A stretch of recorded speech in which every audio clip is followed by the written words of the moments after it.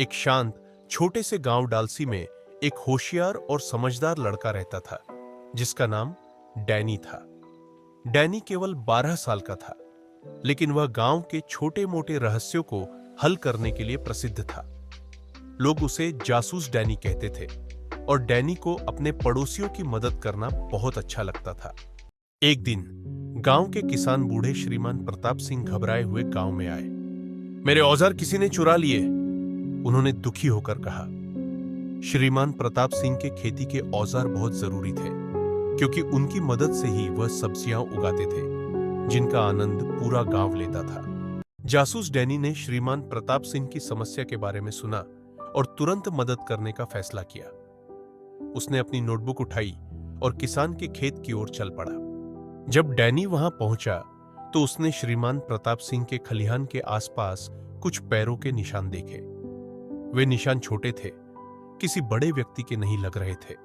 उसने वहां बिखरे हुए कुछ भूसे के टुकड़े भी देखे जो पास के उस खलिहान की ओर जा रहे थे जहां किसान अपने मुर्गे मुर्गियों को रखते थे। डैनी ने पैरों के निशानों और भूसे के टुकड़ों का पीछा किया, यह सोचते हुए कि औजार किसने लिए होंगे। वह मुर्गी खाने तक पहुंचा और वहां उसने एक छोटे लड़के टॉमी को घास के पीछे छिपे हुए पाया। टॉमी घबराया हुआ लग रहा था। हेलो टॉमी, डैनी ने कोमलता से कहा। क्या तुम्हें श्रीमान सिंह के औजारों के बारे में कुछ पता है?